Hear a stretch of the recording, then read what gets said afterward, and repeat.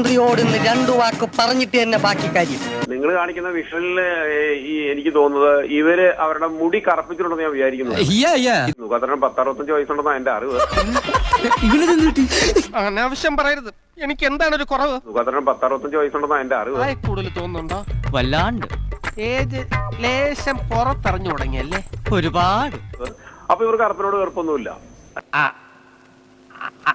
അതല്ല ഉദ്ദേശം അല്ലേ? അപ്പൊ ഇവർക്ക് കറുപ്പില്ല, ഇവരുടെ ധിക്കാരമാണിത്. ശരിയായ ധിക്കാരാണ്. പറയാം, നെറികെട്ടവർക്ക് എന്ത് വേണമെങ്കിലും പറയാം.